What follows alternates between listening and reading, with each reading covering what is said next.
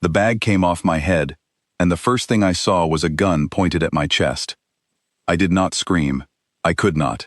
My throat had closed the moment rough hands pulled me from my car and threw me into the back seat of a black vehicle that smelled of leather and cigarettes. Now I was kneeling on a cold floor, in a room with high windows and dark curtains, and 3 men stood around me like a wall of shadows. "Where is the drive?" one of them said. He had a scar under his eye and a voice like gravel. I did not know what he meant. I did not know why I was there. My name is Elena Hart, and an hour ago, I was locking up the bakery where I work, thinking about nothing more dangerous than whether I had left the oven on. Now I was on my knees in front of men who looked like they killed people before breakfast. "I don't know what you're talking about," I said, and my voice shook so badly I barely recognized it. The man with the scar crouched down until his face was level with mine. "Don't play games, Mira. Not with us." My twin sister's name hit me like a slap. In that 1 second, my entire world tilted sideways. They thought I was her. They had taken me instead of her. And now I understood, with a cold drop in my stomach, exactly how much danger I was in. My sister and I had not spoken in almost 2 years. We look identical. Same brown eyes, same dark hair, same small scar on the left eyebrow from a bicycle accident when we were 9. But our lives had gone in different directions. I stayed close to our mother and opened a small bakery. Mira disappeared into a world I never asked about, a world of money that came too fast and phone calls she took in other rooms.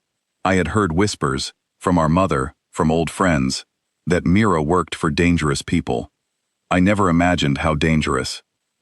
I had 2 choices in that moment, and I made the decision in less than a heartbeat. If I told them I was not Mira, if I told them they had the wrong woman, there was a real chance they would decide I was no longer useful.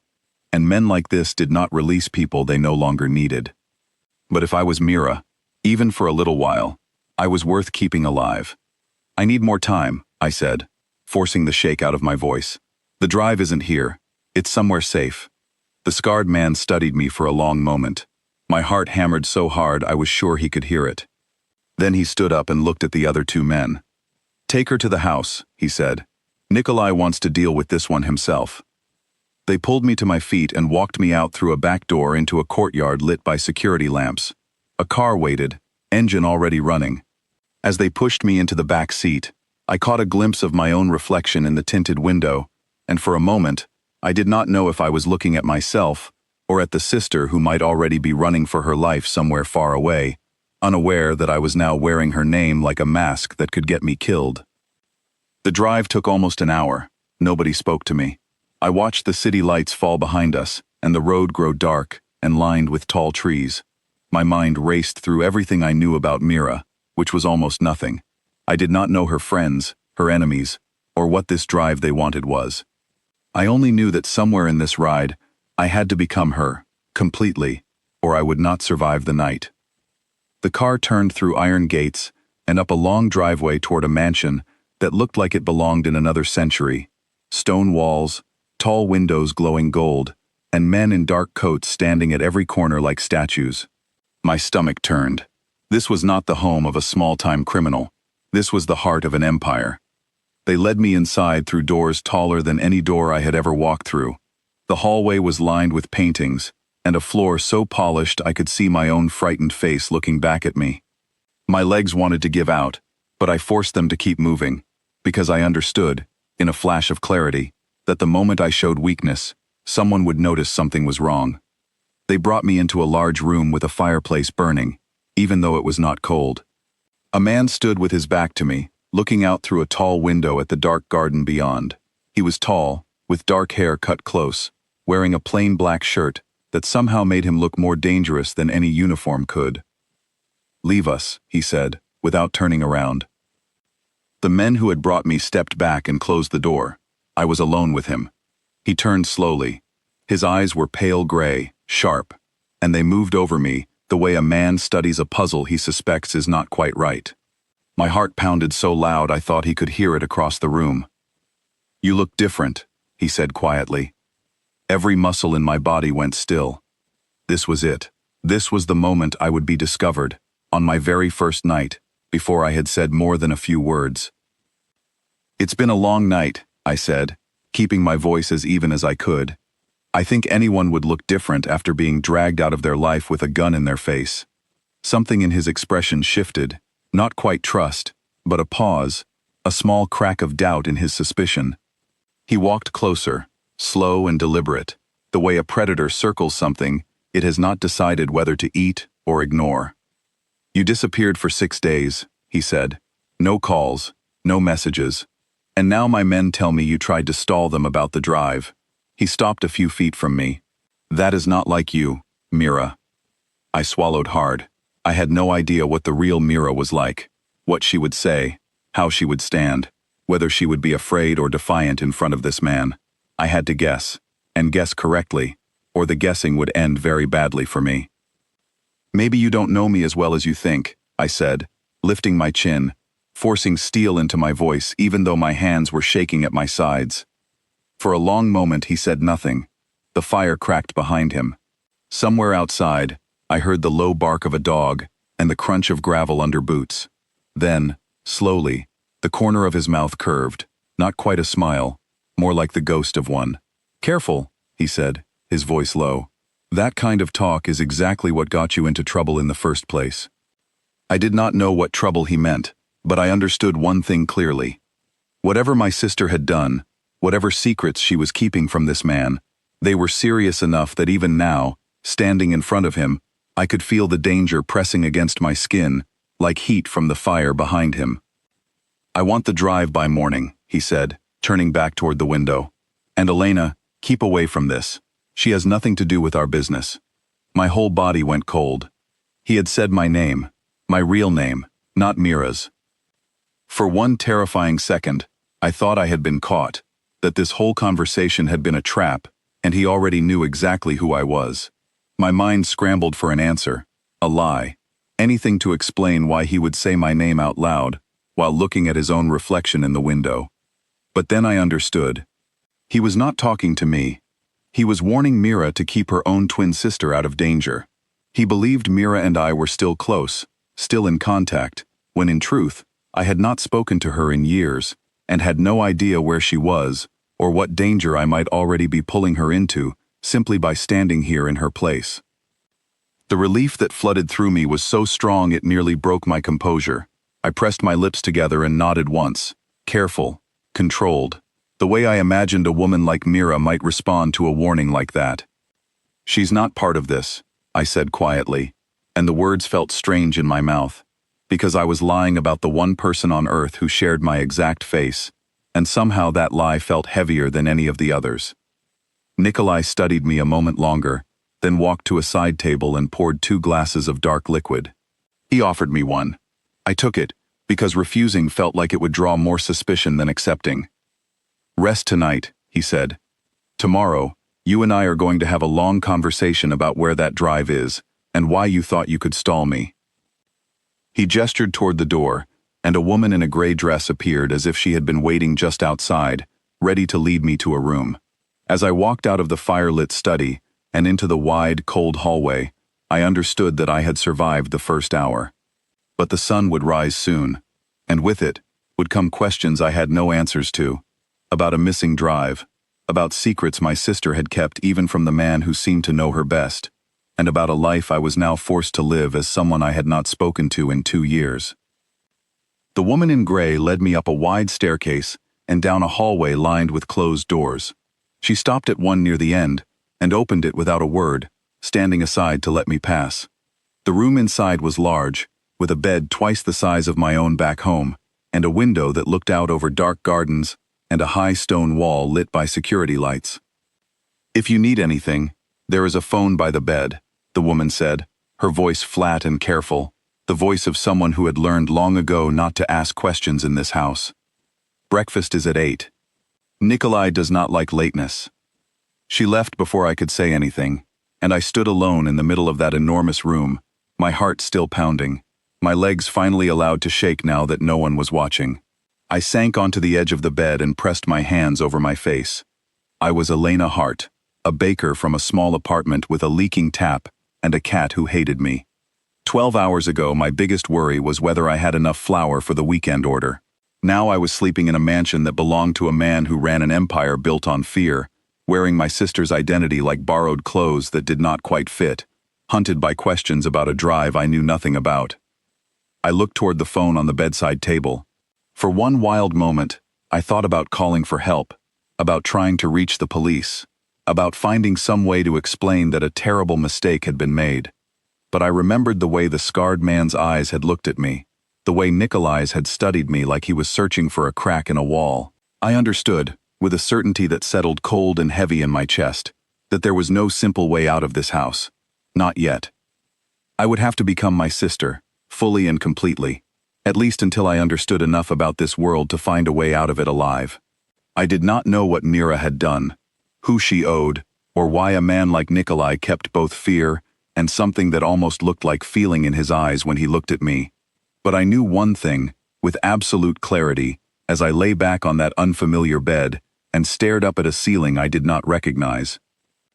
Tomorrow, I would have to lie better than I had ever lied in my life, to a man who did not trust easily, in a house full of people who were paid to notice the smallest mistake, and I would have exactly one chance to get it right, because in this world, the punishment for failure was never a second chance.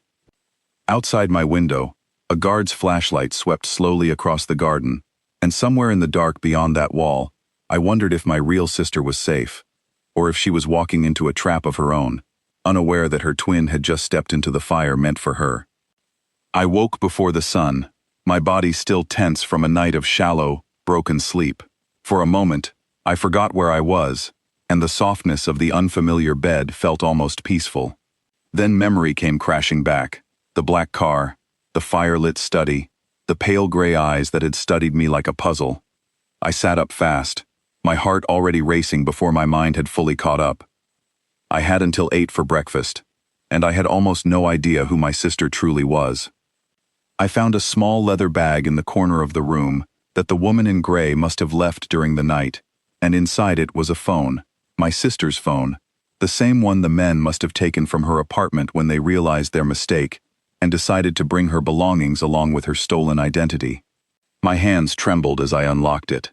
The passcode was our mother's birthday, something only Mira and I would know, and the small detail almost made me cry with relief. At least I had this. I scrolled through her messages as fast as I could, trying to memorize names, trying to understand the shape of the life I now had to perform. There was a contact saved only as V, with short, careful messages about meetings and locations.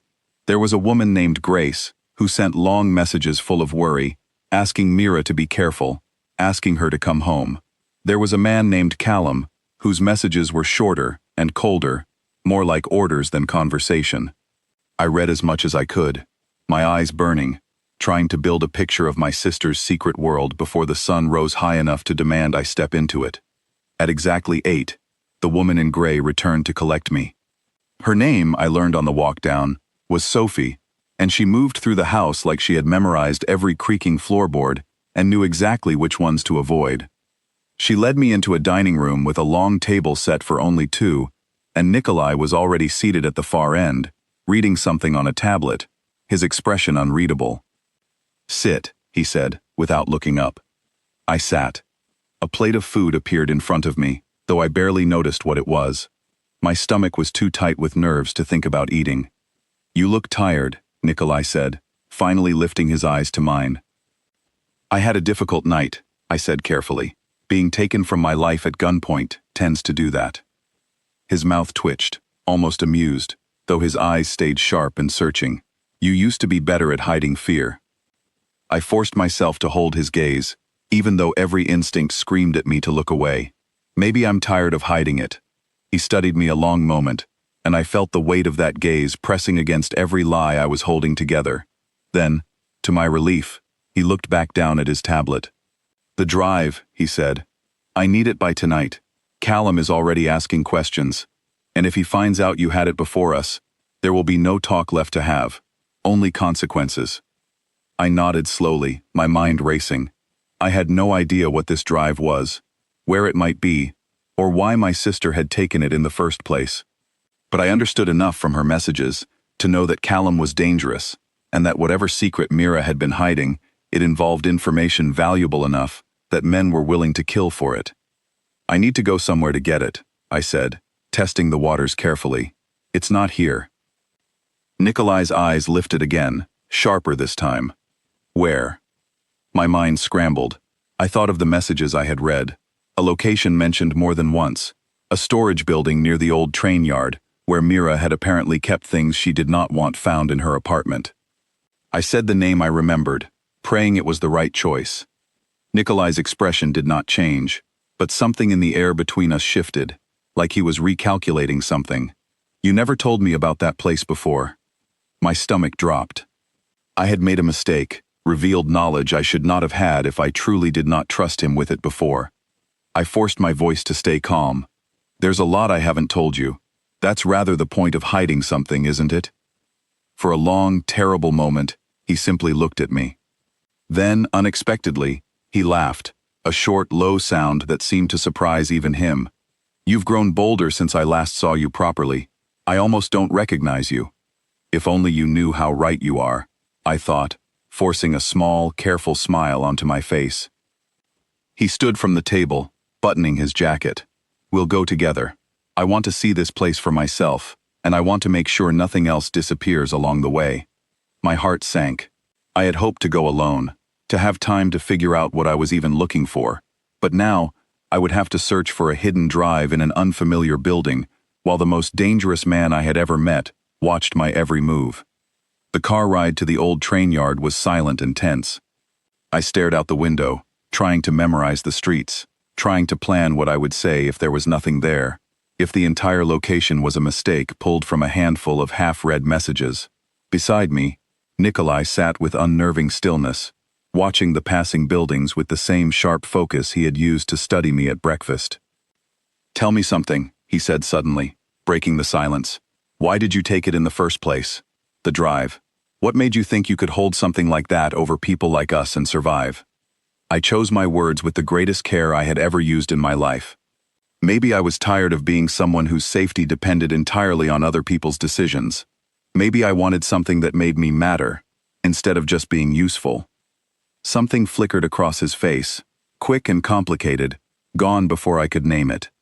He turned back to the window without another word, and I let out a slow breath, relieved that whatever I had said seemed to land close enough to the truth of whoever my sister really was. The storage building was small and easy to miss, tucked behind a row of abandoned warehouses, near tracks that no longer carried any trains. Nikolai's men opened the rusted door, and inside, rows of metal lockers stood in dim light filtering through a single dirty window. I had no key, no number, nothing but a desperate hope that something in this room would explain everything. I walked slowly between the rows, my heart pounding, aware of Nikolai's eyes following my every step. Then I saw it. One locker with a small piece of tape on the front, and on the tape, in handwriting so similar to my own, it made my chest ache, was written a single word. Home. My sister had chosen a word that meant something only the two of us would understand, a word from childhood, from the treehouse we used to call home before our lives split apart. My hands shook as I reached for the lock, praying the same birthday code would work here too. It did. Inside the locker was a small metal box, and inside that, a single black drive, along with a folded piece of paper. I unfolded it quickly, my eyes scanning the words before Nikolai could see them over my shoulder. It was a letter, written in Mira's handwriting, addressed to no one, but clearly meant to be found by someone who might come looking. If you are reading this, it meant something went wrong. The drive holds proof of what Callum has been doing behind Nikolai's back, selling territory to outside buyers, lying to cover his tracks. I took it because I was going to use it to protect myself, once I found a way out of this life completely. If Nikolai finds this before I can explain it myself, tell him the truth. Tell him I was trying to survive, not betray him. My mind raced. This was not a betrayal against Nikolai at all. My sister had been protecting herself against a different threat entirely, a threat that stood far closer to Nikolai than either of them likely realized. I turned to face him, the drive held carefully in my hand, and made a decision that could either save both our lives or end mine completely. It wasn't about you, I said quietly. It was never about betraying you. It was about surviving someone inside your own circle. Nikolai's expression sharpened instantly, all traces of amusement gone. Explain. I handed him the drive, my heart pounding so loud I was certain he could hear it in the silence of that dusty room. I think you already suspect who, I said carefully, watching his face for any sign of what he already knew, or feared. His jaw tightened, and for the first time since I had met him, I saw something other than calculation in his eyes. I saw the beginning of anger, real anger, aimed not at me, but at someone much closer to him. Callum, he said quietly, more to himself than to me. I said nothing, letting the silence confirm what neither of us could yet prove with certainty. He looked at me for a long moment, and something in his gaze shifted again, softer this time, though still guarded. You could have used this against me, he said. Sold it to someone else. Disappeared with it. Why bring it to me at all? I thought of my real sister, wherever she was, hiding from a danger she had tried to warn against, and I thought of the fragile trust I was building on a foundation of lies that could collapse the moment he discovered the truth about who I really was. Because some things matter more than staying safe, I said, and for the first time since this nightmare began, I was not entirely sure if I was speaking as Mira or as myself. We drove back to the mansion in a silence that felt different from the one on the way there, less suspicious, more thoughtful, as though something between us had shifted in that dusty storage room. But my relief was short-lived. As we pulled through the iron gates, I saw a man waiting near the entrance, arms crossed, watching our car approach with cold, calculating eyes. Nikolai's jaw tightened the moment he saw him. Callum, he murmured. My stomach twisted into a hard, cold knot. The man whose secrets I had just uncovered was standing right there, waiting for us, and I had no idea yet whether he already suspected that the woman stepping out of that car was not entirely who she appeared to be. Callum did not move as our car came to a stop. He stood at the base of the wide stone steps, hands folded in front of him in a posture of patience that did not match the sharpness in his eyes. I felt my pulse jump the moment I saw him, remembering the cold, clipped messages on my sister's phone, remembering the letter that named him as the true danger hiding inside this house. Nikolai stepped out first, and I forced myself to follow with steady legs, holding the small metal box against my side as though it weighed nothing at all, though it felt like it might drag me straight into the ground. You've been busy, Callum said, his eyes flicking from Nikolai to me and back again. A little trip to the old train yard, strange choice for a morning drive. Business, Nikolai said simply, giving nothing away. Callum's gaze lingered on me a moment too long, and I felt every nerve in my body go tight. Funny, he said. I didn't realize Mira knew about that place. I thought that was one of my old storage spots, before I handed it off years ago. My blood ran cold. I had walked straight into a location connected to the very man whose secrets I now carried, and I had no idea until this second how deep that connection ran. People change, I said, forcing my voice into something light and careless, though my heart pounded so hard I feared he could see it in my throat. Maybe you should keep better track of your old spots. Something flickered behind his eyes, amusement or suspicion, I could not tell which. Maybe I should, he said softly, and turned to walk back into the house without another word. Nikolai watched him go, his jaw tight, and once the door closed behind Callum, he turned to me with an intensity that made me want to step back. He knows more than he's letting on, he said quietly. We need to be careful. If he suspects we found something today, he won't wait to act. I nodded, though inside I was screaming with fear I could not show. Every hour in this house pulled me deeper into a war I did not start, between men who had built empires on secrets and violence, and I was standing directly in the middle of it, wearing a face that was not entirely my own. The days that followed blurred together in a strange, exhausting rhythm. I learned to walk through that mansion like I belonged there, to greet guards by names I memorized from overheard conversations, to sit through meetings where men spoke in code about shipments and territories I barely understood. Sophie became, unexpectedly, something close to an ally, though I never told her the truth. She corrected small mistakes gently, reminding me of details I should have known, covering for slips I made when exhaustion wore down my careful performance. One evening, nearly a week into this impossible new life, I found myself alone in the mansion's library, searching through old records for anything that might explain what had truly happened to my sister. It was there that I found a torn photograph tucked inside an old ledger, a picture of Mira standing beside a window I did not recognize, her expression tense, almost afraid. Behind her, barely visible in the photograph's edge, was a locked door with a small brass number on it, a door unlike any I had seen elsewhere in this enormous house. My curiosity, and a growing fear for my sister's safety, pulled me down a hallway I had never explored, past the kitchens, past a narrow staircase that led to a lower level I had not known existed. The air grew cooler as I descended, the light dimmer, until I reached a heavy door with the same brass number from the photograph. It was locked, but not guarded, which struck me as strange in a house where every hallway seemed to have eyes watching it. I pressed my ear against the cold wood and heard nothing, only silence so complete it made the hair on my arms rise. Footsteps echoed suddenly from the staircase behind me, and I spun around, heart slamming against my ribs, to find Nikolai standing there, watching me with an expression I could not read. "You shouldn't be down here," he said quietly. "I got lost," I said, the lie feeling weak even as it left my mouth. He studied me for a long moment, and something in his gaze softened slightly, though it did not fully release its guarded edge. "This part of the house holds things I don't like to think about," he said. "Old business. People we kept safe when they had nowhere else to go." My heart pounded at the possibility hiding behind his words. Is someone in there now? He hesitated, just long enough for me to notice, before shaking his head. "Not anymore. Come on. It's cold down here, and I don't like you wandering where you shouldn't." I let him lead me back up the stairs, my mind racing with questions I could not ask without risking everything. Was my sister once kept in that room? Was she still somewhere in this world, hidden away by people who thought they were protecting her, or people who wanted her silenced?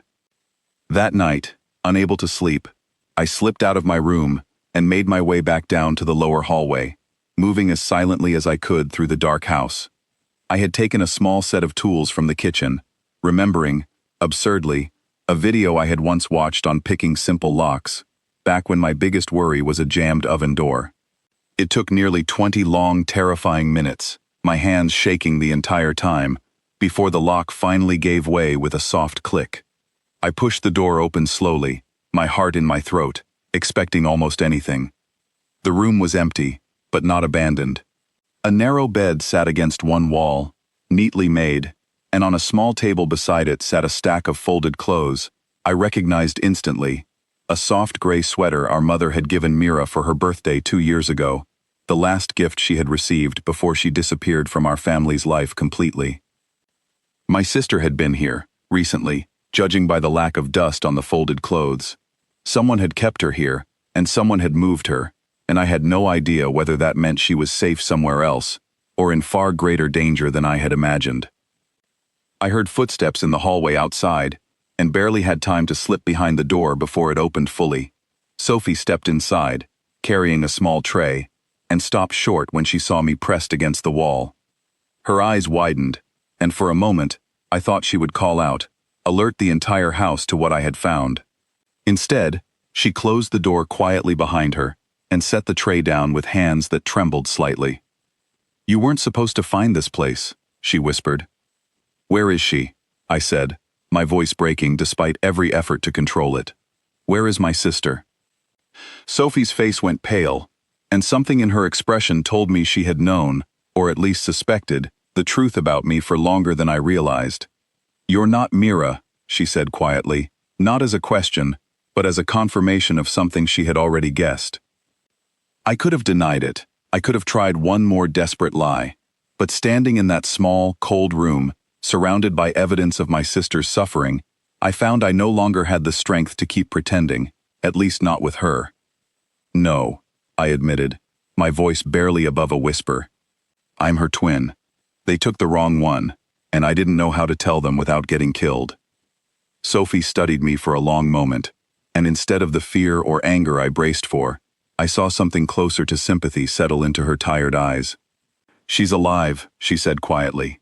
"They moved her 3 days ago, before you arrived. Callum ordered it. He said it was for her safety, but I don't believe that. Not for a second. My chest tightened with a mixture of relief and fresh terror. My sister was alive, but in the hands of the very man whose secrets threatened to destroy this entire empire. Where did they take her? I asked, gripping Sophie's arm without meaning to, desperation overriding caution. I don't know exactly, she admitted. Somewhere outside the city. Callum has a property near the coast he uses for things he doesn't want Nikolai to know about. She hesitated, glancing nervously toward the door. If Nikolai finds out you're not who you claim to be, and that Callum has been hiding your sister this entire time, it could tear this whole family apart. People will die. Maybe all of us. I sank onto the edge of the narrow bed, my mind spinning with the weight of everything I had just learned. My sister was a prisoner of a man secretly betraying the empire she had once served. I was living a dangerous lie inside the very house built by the man that betrayal targeted. And somewhere above us, unaware of any of it, Nikolai continued to trust a version of Mira that did not fully exist. You have to help me, I said quietly, looking up at Sophie with pleading eyes. Please, I don't know this world. I don't know how to survive it without your help. Sophie was quiet for a long moment, clearly weighing loyalty against fear, calculation against whatever quiet kindness remained beneath her careful, guarded exterior. Finally, she nodded, slow and reluctant. I'll help you, she said, but you need to understand something. Nikolai is not a foolish man. He already suspects something is different about you. I've seen the way he watches you, like he's trying to solve a puzzle he can't quite finish. If you're going to save your sister, you need to decide, soon, whether you're going to keep lying to him or trust him with the truth. Her words settled heavily over me as I thought back to the fire-lit study, to the sharp gray eyes that studied me like they were searching for cracks in a mask. I thought of the brief, unguarded laugh he had allowed himself in the car, the flicker of something almost gentle when I had spoken about surviving, rather than staying safe. I did not know, not yet, whether Nikolai deserved my trust, or whether revealing the truth would be the very thing that finally destroyed the fragile life I was clinging to inside this dangerous house. But I understood, sitting there in the quiet, empty room where my sister had once been kept, that time was running out, for both of us, and that soon, I would have no choice left but to decide which risk was truly greater, the lie I was living, or the truth I was hiding. Sophie left first, promising to find out more about the coastal property without drawing suspicion, and I slipped back to my own room, just as the first pale light of dawn began creeping over the garden wall. I lay awake staring at the ceiling, exhaustion pulling at every part of me, but sleep refused to come. Somewhere out there, my sister was a prisoner in a war she had tried to warn against. Somewhere inside this very house, a man I was beginning to trust, despite every warning in my mind, was slowly closing in on a truth that could end everything the moment he uncovered it. And somewhere deep inside myself, in a place I had not expected to find in the middle of all this danger, a quiet, frightening thought had begun to take root, that perhaps the greatest risk waiting for me was not being caught in my lie at all, but the growing, undeniable pull I felt toward the very man I was lying to. 3 days after finding that empty room, I was standing in the middle of the grand hall when Callum walked in with a smile that chilled me more than any weapon ever could. "We need to talk," he said, loud enough that every guard and staff member in the hall turned to look. "All of us, now." Nikolai appeared from a side hallway, his expression already sharpening with suspicion. "What is this about, Callum?" "About honesty," Callum said, his eyes fixed on me. "About people in this house who aren't quite who they claim to be." My stomach dropped straight through the floor. I kept my face as still as I could, though every part of me screamed to run. Around us, more men gathered, drawn by the tension crackling through the air, until nearly 20 pairs of eyes were fixed on me, waiting. "I had someone dig into a few things," Callum continued, pacing slowly in front of the gathered crowd. "Small things. The way Mira walks differently now. The way she hesitates before answering questions she used to answer instantly. The way she suddenly discovered a storage location I never told her about." He stopped directly in front of me, his voice dropping into something almost gentle, almost mocking. "Tell me, where were you the night your sister supposedly went missing 2 years ago?" The question hit me like a blow. I had no answer prepared, no story built for this exact moment, and I felt the silence stretch on far too long, as every eye in that hall waited for my response. "That's a strange question to ask in front of an audience," I said finally, forcing calm into my voice, even as panic clawed at my chest. "If you have something to accuse me of, say it plainly instead of playing games." Callum's smile widened, cold and satisfied, like a man who had already won and was simply enjoying the last moments before revealing it. "Very well. I don't think you're Mira at all. I think you're her twin sister, Elena, and I think Mira has been hidden away this entire time while you've been playing a very dangerous game inside this house." Gasps rippled through the crowd. I felt Nikolai's eyes snap toward me, sharp and searching, and I knew, with sickening certainty, that this was the moment everything could collapse. I had one choice left, and it was not the safe one. I lifted my chin, forced steadiness into my spine, and looked directly at Callum instead of at Nikolai, because I could not bear to see whatever expression was forming on his face. "That's an interesting theory," I said, my voice steadier than I had any right to expect. "Considering you're the one who's been hiding Mira this entire time, somewhere near the coast, if I remember correctly." The hall fell into stunned silence. Callum's confident expression flickered, just slightly, just enough for those close enough to notice. "I don't know what you're talking about," he said, but his voice had lost some of its smooth control. "Don't you?" I said, turning slowly to address the gathered crowd, my heart pounding so hard I feared it might give me away through sheer sound alone. "Ask him about a locked room in the lower level of this house. Ask him why he moved someone out of it 3 days before I ever arrived. Ask him what he's been hiding on a drive I recovered from a storage unit he claimed he'd never told me about, yet somehow knew the location of immediately." Murmurs spread through the crowd like fire through dry grass. Nikolai's expression had gone completely still, unreadable, dangerous in its stillness. I did not dare look at him, afraid that whatever I saw there might break the fragile control I was holding on to with everything I had left. "This is absurd," Callum snapped, his composure cracking further. "She's clearly trying to deflect attention from her own lies." "Am I?" I said, forcing my voice louder, steadier, drawing on every ounce of desperate courage left inside me. "Or are you the one who's been selling territory behind Nikolai's back, and using my sister as a hostage to keep her silent about it?" The words landed like a bomb in the middle of that grand hall. I watched understanding spread across the faces of the gathered men, watched loyalty and suspicion war behind dozens of eyes as they turned from Callum to Nikolai and back again, waiting to see which way this fragile empire would break. Nikolai stepped forward finally, his voice low and dangerously calm. "Is this true, Callum?" "Of course not," Callum said quickly, though sweat had begun to bead along his hairline. "This woman is a liar, and possibly an imposter, and you're going to take her word over mine." "I haven't decided whose word I'm taking yet," Nikolai said, his eyes flicking briefly to me, unreadable, before returning to Callum with an intensity that made even the surrounding guards shift uneasily. "But I do know one thing.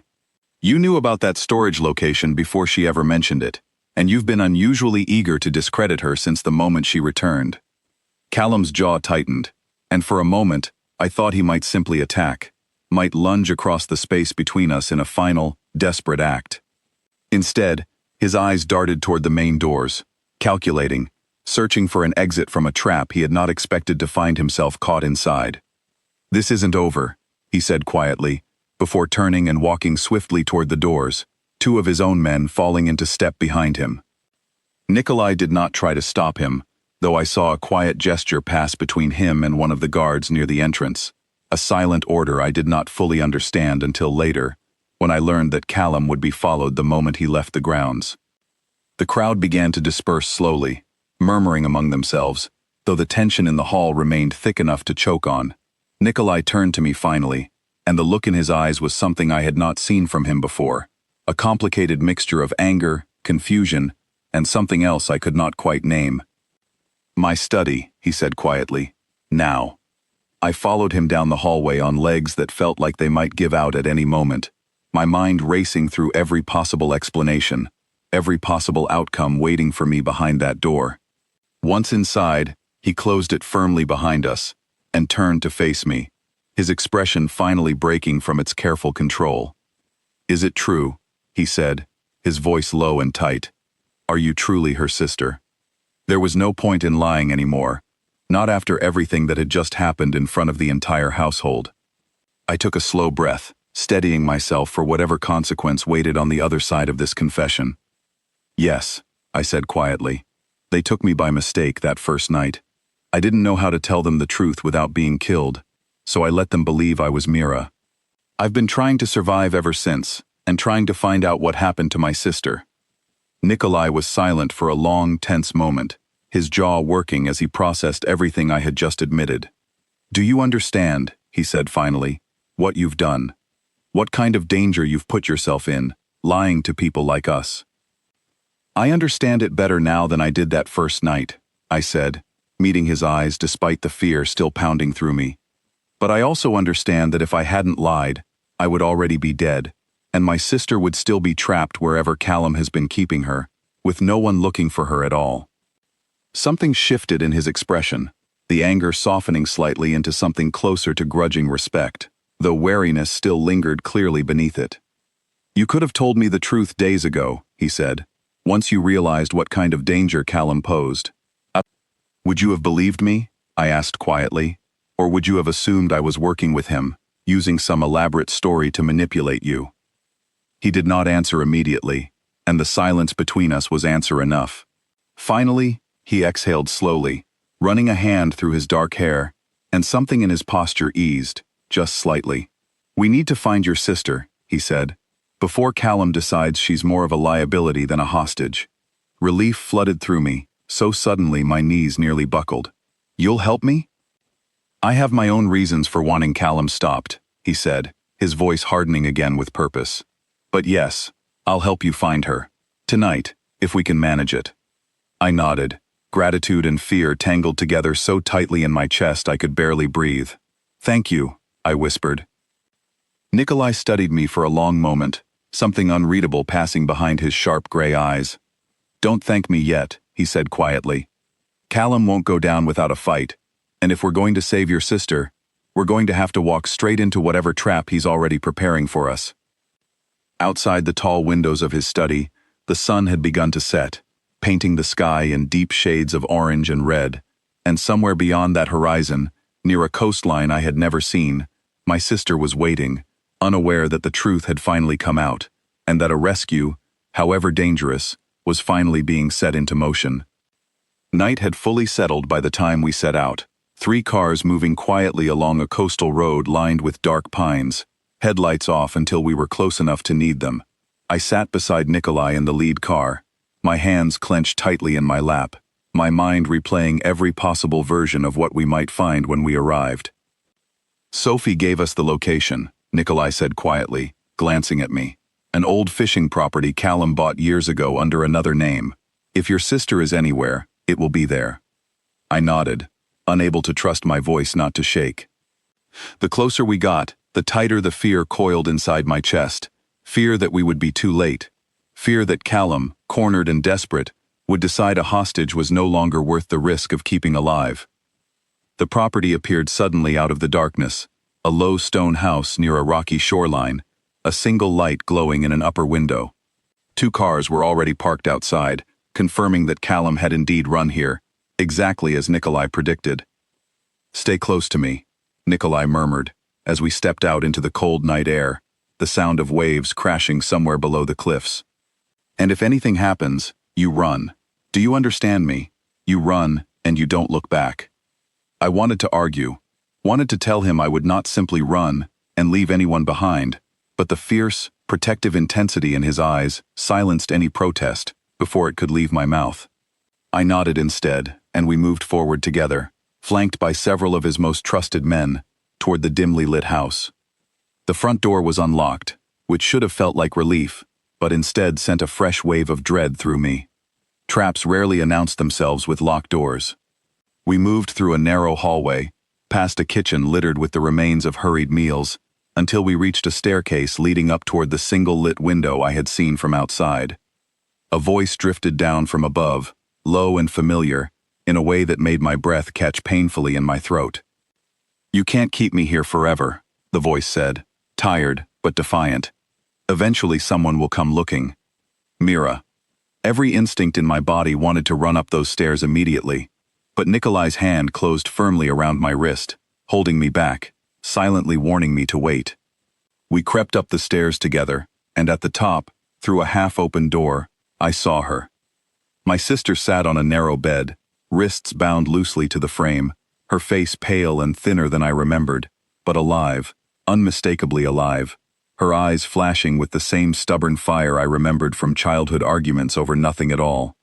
Callum stood near the window, a gun in his hand, though his posture had the tight, cornered energy of a man who knew his options had run out. Let her go, Callum, Nikolai said calmly, stepping fully into the doorway, his own men fanning out silently behind him. This ends now, one way or another. Callum's eyes darted toward me, then toward Mira, calculating odds that were rapidly disappearing.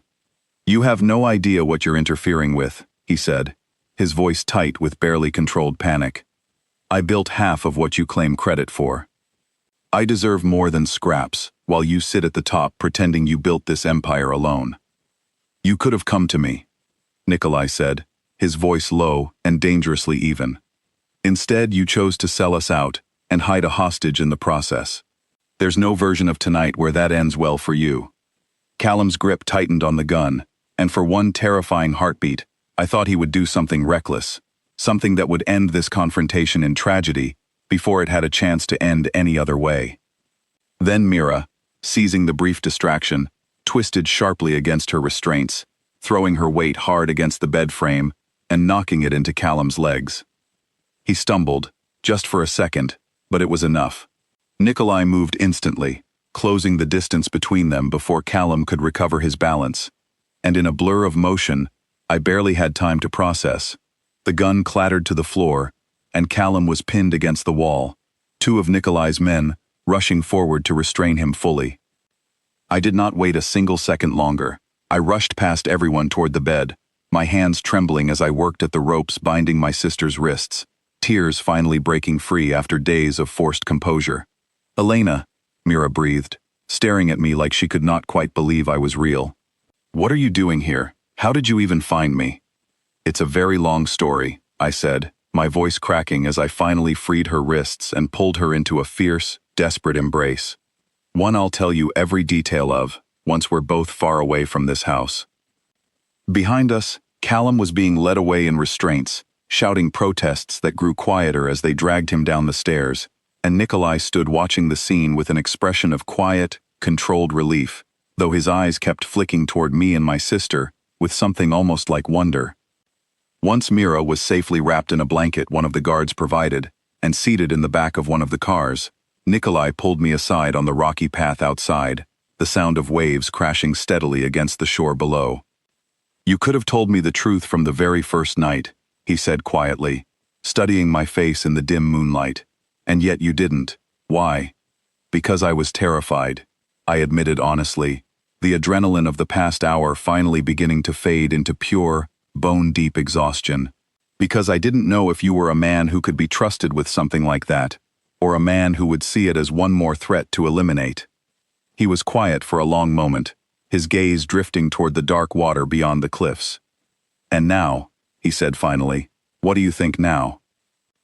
I considered the question carefully, thinking back over every moment since that first terrifying night, the fire-lit study, the quiet car ride to the storage yard, the fierce, protective grip on my wrist as we walked into danger together only an hour ago. Now, I said slowly, I think you're a far more complicated man than the reputation that surrounds you.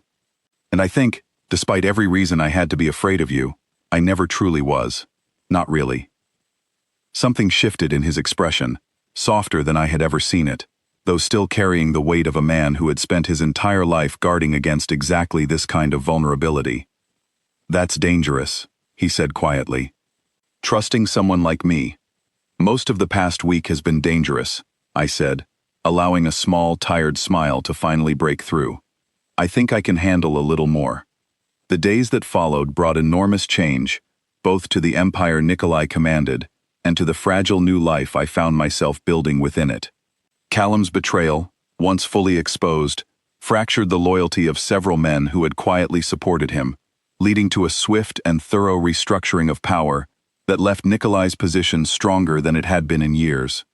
Mira, once she had recovered enough to speak freely, told us everything: how she had discovered Callum's dealings almost by accident, how she had taken the drive as insurance rather than betrayal, terrified of what would happen if the wrong people discovered what she knew before she found a safe way out. She made her choice clearly, and without hesitation, once the danger had passed. She wanted nothing more to do with this world, not the money, not the power, not the fear that had shaped her life for years. Nikolai, to his credit, did not fight her decision. He arranged for her safety, a new identity, enough resources to start somewhere far away from every shadow that had chased her for so long. The morning she left, she held on to me for a long, tearful moment on the front steps of the mansion that had once been her prison. "Are you sure about this?" she whispered, glancing past me toward the house, toward the life I seemed to be choosing to stay within. "This world doesn't let go easily, Elena. Trust me." "I know," I said quietly, squeezing her hands in mine. "But it's different for me. I'm not running from something here. I think, for the first time in a very long while, I might actually be running toward something instead." She studied my face for a long moment, then finally nodded, understanding settling into her tired eyes, even if worry still lingered beneath it. "Be careful," she said, "and promise me you'll call. Every week. I don't care how busy running an empire keeps you." I laughed, surprising myself with how easily it came after everything we had survived. "I promise." I watched her car disappear down the long driveway, carrying my sister toward a future finally free of fear, and when I turned back toward the house, I found Nikolai standing at the top of the steps, watching me with an expression that held none of the guarded coldness from that very first night. "Second thoughts?" he asked quietly, as I climbed the steps to join him. "None," I said honestly, surprising myself with how certain the word felt in my mouth. "Terrified thoughts maybe, but not second thoughts." He reached out, taking my hand in his, an unfamiliar gentleness in a gesture that felt entirely new between two people who had built the foundation of their trust on lies, danger, and a desperate fight for survival. "This life isn't an easy one," he said. "Even with Callum gone, there will always be someone else testing the boundaries of what we've built." "I know," I said, looking out over the wide gardens stretching toward the iron gates in the distance, gardens that had once felt like the walls of a prison, and now, slowly, were beginning to feel like something closer to home. "But I've already survived being someone I wasn't, in a world I didn't choose, surrounded by people who wanted me dead the moment they learned the truth. I think I can survive being exactly who I am, standing beside you." Nikolai's hand tightened gently around mine, and for the first time since that terrifying night when a bag was pulled from my head and a gun pointed at my chest, I felt something other than fear settle over me completely. I felt, impossibly, that I had found not just survival, but a strange, unexpected kind of belonging, standing at the edge of an empire I had never asked to be part of, beside a man I had once feared, now choosing, freely and completely, to stay. The wind moved gently through the gardens below, carrying with it the distant sound of waves from a coastline that had once held so much danger, and now, finally, only carried the quiet promise of a future neither of us had expected, but both of us, in the end, chose to build together.